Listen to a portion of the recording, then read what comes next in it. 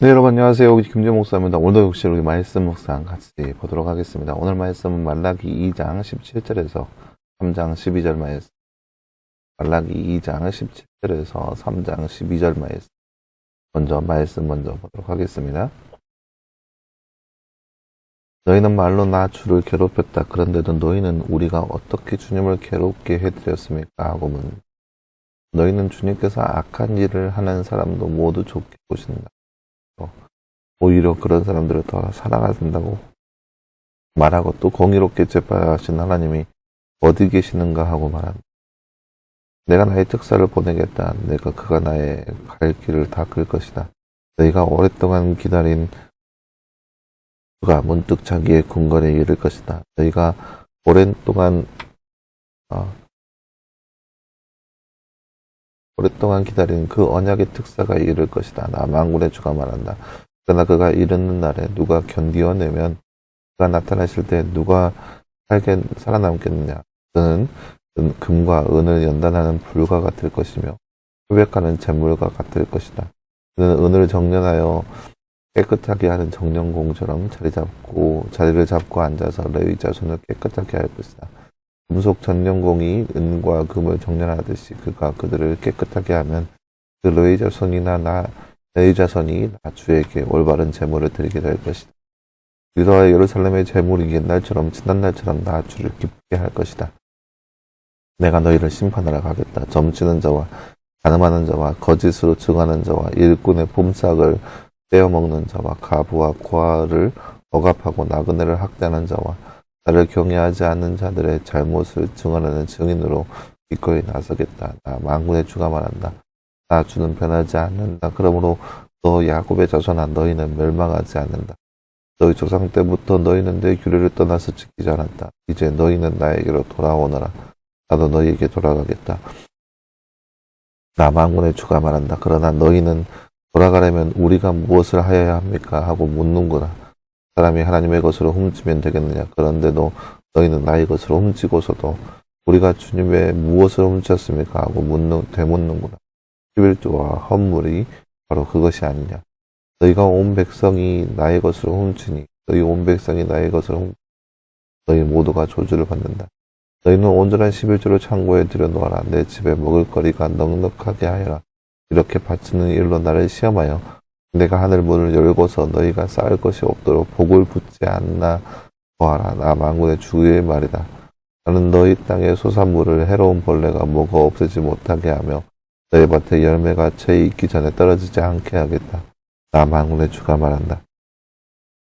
너희 땅이 이처럼 비옥하게 해주며 모든 민족이 너희를 복되다고 할 것이다. 나 만군의 주가 말한다.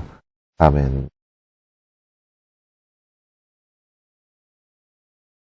네, 사랑하는 여러분, 오늘 말씀은 이제 계속해서 하나님께서 이스라엘 백성들을 향하여서 진정한 모습이 어떤 것인지, 하나님께서 그들을 얼마나 사랑하시고 아끼시는지, 하지만 그 이스라엘 백성들이 어떻게 하나님을 섬기는 것인지 볼 수 있는 그런 말씀이 바로 오늘 말씀이라 할 수 있겠습니다. 먼저 잠깐 볼까요? 이스라엘 백성들이 하나님의 것을 훔친 것은 무엇입니까? 오늘 말씀 8절 말씀에 3장 8절 말씀에 11조와 헌물입니다. 11조와 헌물. 누구를 깨끗하게 하실 것을 말씀하네요. 오늘 말씀 3절 말씀에 레위 자손을 깨끗하게 할 것이다 라고 나와 있습니다. 레위 자손입니다. 자손. 네, 사랑하는 여러분, 오늘 말씀은 하나님께서 이스라엘 백성들을 향하여서 계속해서 이야기하고 있는 그런 모습들. 하지만 그 안에서 하나님께서 이스라엘 백성들을 향하여서 얼마나 실망하고 있으며 또 하지만 그럼에도 불구하고 그들을 어떻게 회복하여 줄 것인지에 대한 미래의 희망적인 내용이 담겨져 있는 말씀. 하지만 그럼에도 불구하고 이스라엘 백성들이 하나님을 향하여서 계속적으로 하나님을 실망시켜드리고 있는 모습을 볼 수 있는 그런 말씀이라 할 수 있겠습니다. 하나님께서 이스라엘 백성들에게 이야기하는 게 그거예요. 내가 나의 특사를 보내겠다. 그가 나의 길을 닦을 것이다. 그를 통하여서 예배가 다시 예전처럼 온전해질 것이다. 하나님께서 원하시는 그러한 예배, 하나님께서 기뻐하시는 그러한 예배, 그러한 제사가 이제 다시 회복하게 될 것이다. 라고 하는 미래 희망적인 내용을 제시하고 있습니다. 물론 이 특사가 어떠한 사람인지 명확하게 나와 있지는 않죠. 물론 그걸 통하여서 끊임없이 이제 하나님께서 레위 자손을 깨끗하게 하여 주셔서 하나님께 드리는 제사가 이제 다시금 온전하게 되어질 것이다. 그래서 하나님의 백성과 하나님 사이에 그렇게 다시금 관계 회복이 이루어질 것이다. 이 특사를 통하여서 그렇게 이루어질 것이다 라고 하는 말씀이 나타나 있습니다. 물론 이 특사가 예수님을 가리킬 수도 있고요. 또 다른 나유인 다른 특사를 이야기할 수도 있겠죠. 그러니까 어떤 특정 인물을 통하여서 다시금 회복하게 하겠다라고 하는 말씀인 거죠. 그러면서 이야기하는 게 그거예요. 6절 말씀에 보세요. 나 주는 변하지 않는다. 그러므로 너 야곱의 자손아 너희는 멸망하지 않는다. 라고 하는 말씀을 들려주고 있습니다. 이게 무슨 말이냐. 하나님께서는 영원토록 변하지 않는 분이라는 거죠. 그렇기 때문에 하나님께서 하나님께서 베푸신 그 사랑도 역시 변하지 않을 것이다. 라고 하는 말씀이 바로 오늘 말씀의 내용입니다. 그러니까 이스라엘 백성들이 그렇게 하나님 앞에 대악을 저지르고 하나님을 배신하고 하나님께서 멀리 떠나서 그렇게 살고 있는데 하나님께서는 그들 가운데 그들을 향한 그 하나님의 사랑은 변하지 않는다는 거죠. 근데 왜 그들이 어려움을 당하냐? 그들이 죄를 짓기 때문에 그들이 하나님 앞에 죄를 지어서 죄 가운데 하나님을 배신하고 하나님을 멀리 떠났기 때문에 그들을 징계하시는 거예요. 그들에게 다시 돌아오게끔 하는 그런 장치를 주시는 거예요.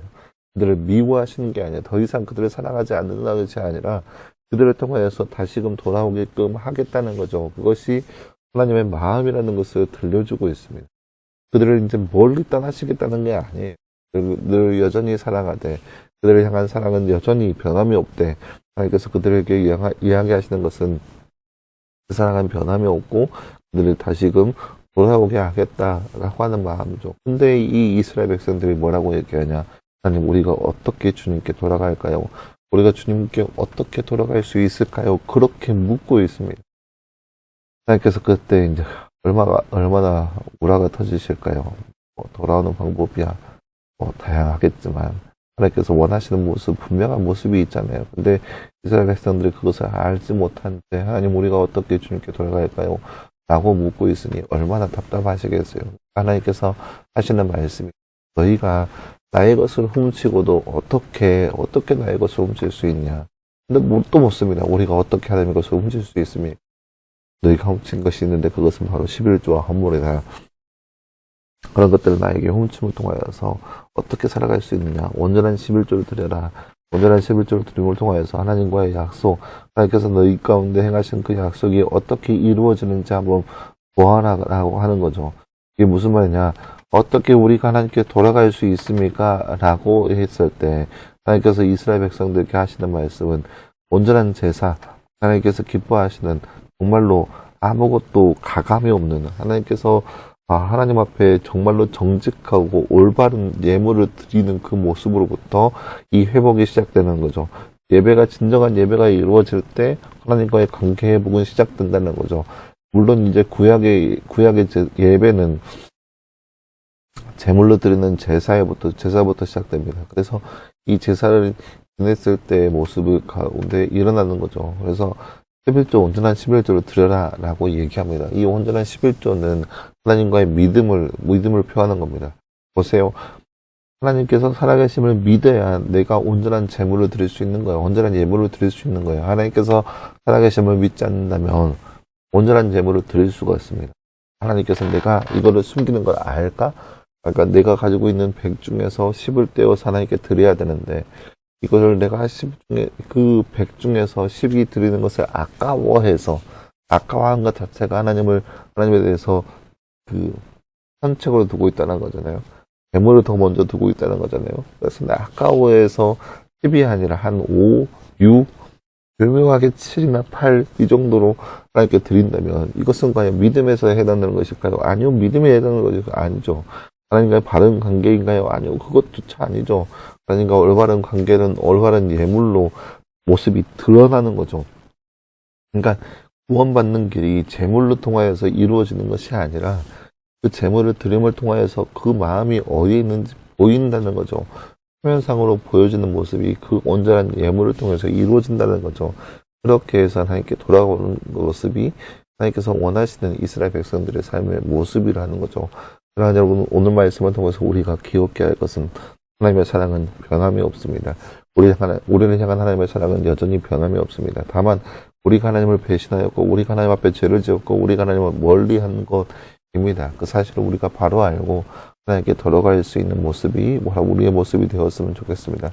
그걸 통해서 우리가 하나님 앞에 변개하거나 하나님 앞에 속이는 것이 아니라 정직하고 올바른 예물을 통하여서 하나님을 사랑한다고 표현할 수 있는 모습, 하나님께 우리의 사랑을 고백할 수 있는 삶, 그런 거룩한 삶의 모습이 바로 우리의 삶이 되기를 간절히 소망합니다.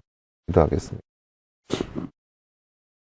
하나님 감사합니다. 주님, 오늘 말씀을 통해서 우리가 하나님의 백성으로서 주님 앞에 어떻게 살아야 되는지 그 말씀을 통해서 우리가 함께 살펴보았습니다. 하나님께서는 여전히 내 백성을 사랑하시고 아끼시는 모습을 우리가 말씀을 통해서 바라보았습니다. 그러한기에 하나님께 들어가는 모습이 하나님께서 원하시는 모습인 것을 우리가 말씀을 통해서 바라보았습니다. 이 땅에 살고 있는 우리의 삶 가운데 이렇게 하나님을 사모함으로 하나님 앞에 돌아갈 수 있는 모습이 우리 가운데 있게 하여 주옵시고, 더욱더 주를 사모하는 마음으로 더욱더 주를 향하여서 살아갈 수 있는 삶의 모습이 우리 가운데 있을 수 있도록 우리 안에 역사하여 주옵소서.